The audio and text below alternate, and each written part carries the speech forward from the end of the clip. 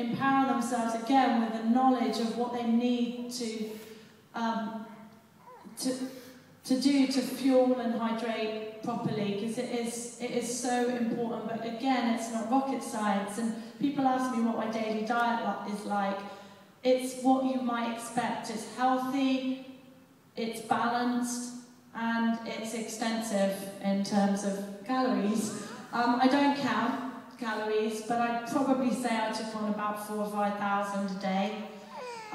But it's healthy and it's balanced. It's lots and lots of grains, not a lot of white bread or white pasta, but a lot of complex grains, quinoa, buckwheat, loads of oats, nuts and seeds, olive oil, and then heaps of fruit and vegetables. But, you know, I eat meat once a day, and then red meat once a week, which is, I think, really important for women in terms of ensuring that your iron levels are optimised. On a training session, I don't take anything on other than water if the training session's under an hour. If the training session goes over an hour, then I take on energy drink, gels, obviously using my race nutrition, which I'll go on to in a minute, during the longer training rides in order to practice that. In terms of, I'm giving away all my secrets now, you'll have to pay more than 50 quid next time.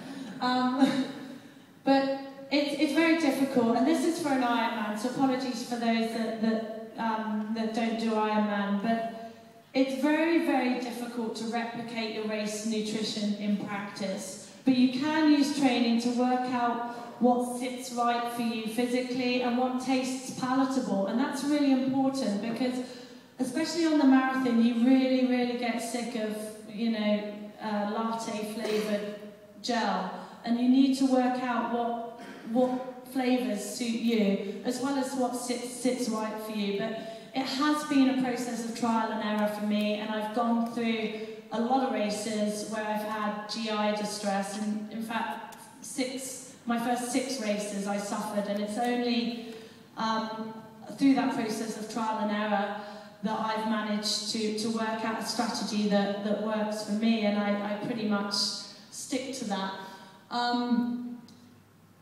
This is what it looks like, so I just thought I'd go through it really quickly. Breakfast is always the same. It's like a granulated rice cereal which I make with water, and then I stir in nut butter. I use sunflower butter, but it's anything that will give me a bit of fat and some protein. Then honey on top and a cup of coffee. And I have that about 2¼ hours before the start of an Ironman. Then I'll have, aside from sips of water, I'll have nothing until I'm on the bike. When I'm on the bike, I'll have 2 bottles of energy drink. The second is slightly more concentrated than the first because it's less palatable at the start to have a concentrated energy drink. So I make the second one a bit more concentrated than the first. And I just take sips of that, not religiously, but around every ¼ hour. I also have a chocolate bar on the bike, 1 bite every hour. It helps break the monotony. And then 2 gels, 1 at halfway and then 1 about 25–30 minutes from the end of the bike. Obviously, filling up the water bottle at the front as and when I need to. I never have more than about a couple of inches in the front bottle, and that's because it changes the handling of the bike. And so I prefer just to have a smaller amount of water, but to fill it up at every other aid station than to have a litre of water on the front and obviously make my bike 1 kilo heavier. And then 1 gel in T2, and then 1 gel every 25 minutes on the run. And like I said, after the race I indulge in whatever my body craves. The formula that I go by, and this is not scientific, but I've spoken to a number of athletes and it seems to work for them. It's 1 gram of carbs per kilo of body weight per hour, and that's the ratio that I try and stick to, and it's worked for me. So you know, if you're grappling for a clue, that might be one that's worth trying. I won't go through all of these, but I just wanted to speak very quickly about a very, very important aspect, and one that people don't put in their logbooks, but is absolutely vital to success in our sport, and that's what I call, you know, training the brain or developing the mental strength, because I believe that our sport is 50% physical and 50% mental. You can be the most amazing athlete on the planet, but if your mind is not strong, you'll never succeed. So here are, I mean, just some of the things that I do in order to be able to give me the mental strength, particularly to overcome discomfort and pain. And whether it's a sprint all the way through to the Ironman, rest assured it will be uncomfortable at some point. And training is the time to equip yourself with the tools to be able to deal with that pain. It's no use 30k into the marathon on an Ironman, oh dear, this hurts, what am I going to do? Oh, I'll just quit. Because if you develop those tools in training, you're going to have them to draw on in racing. So the first one is to visualise, and I spend quite a lot of time doing this. You can do it in work meetings, they won't notice if you just sit there and kind of close your eyes. But imagine yourself at your peak, being as strong as you possibly can be in the swim, on the bike, at that finish line. Then imagine what might go wrong. Imagine yourself, your goggles getting knocked off, getting a flat tyre on the bike. It's going to happen to the best of us. What will you do? Because if you visualised and thought about a strategy for dealing with that, when it actually happens, and it may well do, you've got the peace of mind that you've almost been through it before. And someone asked me today about, you know, what do you do to control nerves? I think the first way of controlling nerves is to accept that you're going to feel them and not try and fight them. We all get nervous. It's a sign of how much you care. And it's to be expected. But of course, they can be debilitating for some people, and you need to learn to manage them. I think the more you race, the less nervous you become, because often it's the unknown that is the most fearful thing of all. All of those things, massage, TV, listening to music, can help you calm your nerves, but I find the best thing for calming my nerves is to be prepared. So I try and have an established routine as much as I can, and I write lists.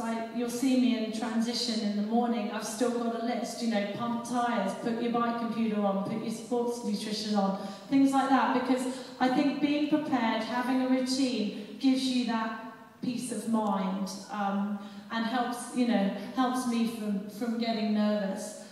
And here are some of the things I do to help overcome discomfort. One thing I do before the race is I have an iPod with selected songs on that mean a lot to me. And what I'll do is I'll run the course, not all of it, but part of it. So along a Leahy Drive, for example, in Kona, you'll see me running up and down with my iPod in my ear. And what I'll be doing is identifying landmarks to songs, so that when I go past them in the race, they basically give me a boost, because I can hear those songs in my head. I have a mantra, and I've written it on some of your posters, not all. I write it on my wristband, and it's never ever give up and smile. And I keep all of those race wristbands, so they've all got that mantra on them. And I also write that at the top of my water bottle. But it's really important, and I use it when I'm training, and I repeat it over and over and over again, because it gives me a boost. And likewise, I draw on the words of Rudyard Kipling. I love that poem. I love everything it says, and I try and recall some of the sentences when I'm training and when I'm racing.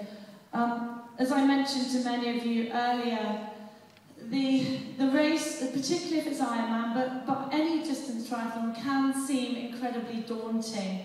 Try not to see it in its entirety. So break it up into smaller segments. When I get off the bike, I don't think I'm running a marathon. I think I'm either running to the end of a leahy drive, then back again, then up the hill, then along here, or I break it down into I'm doing 10k, 10k, 10k, like that, because otherwise if you think about it as a marathon, it does become incredibly daunting.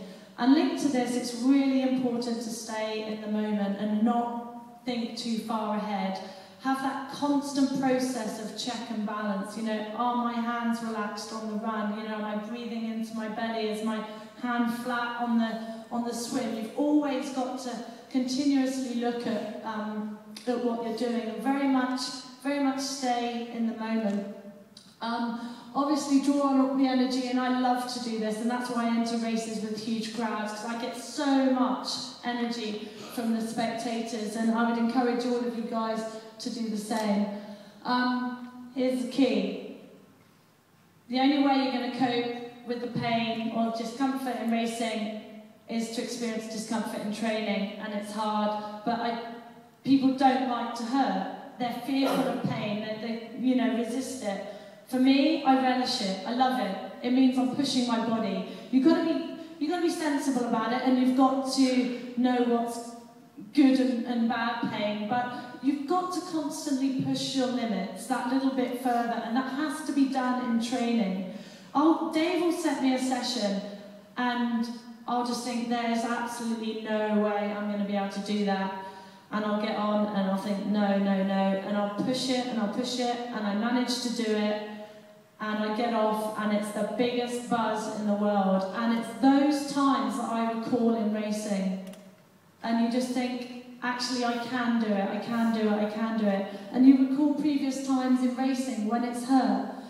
And you've managed to overcome that pain and endure it and gone on to achieve your goals. So the only way to learn to suffer in racing is to learn to suffer a little bit in training, but also recalling your ability to cope with that discomfort. It's so important to recall your goals and your motivations.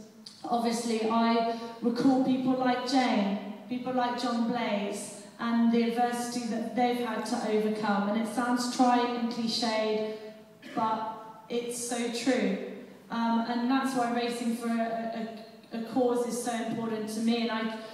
And towards the end of my Ironmans, I try and dedicate the last few kilometres to people that I care about. So, you know, this one's for my granddad, this one's for my nana, and it helps get me through those final kilometres. Of course, smile. For me, it helps. It gives me a boost. It enables me to relax my face, and most importantly, hopefully it conveys just how much I love the sport to everyone that's watching me. And last but not least, I think it's really important to regain perspective. And I was forced to do this. I had a race I went to in Colombia, and it was an Olympic distance race, and I didn't respect the race, and I didn't prepare properly, and I came 5th or 6th. I felt like my world was crumbling, but it really forced me to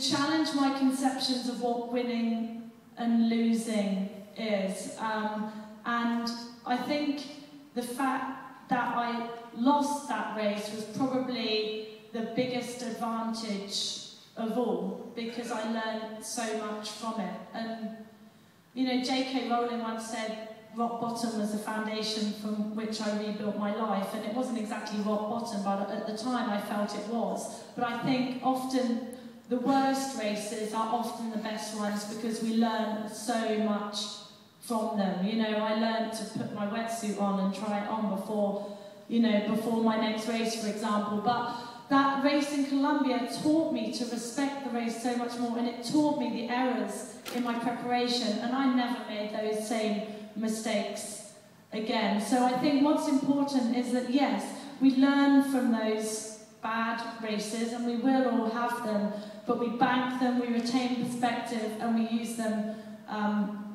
to make us stronger.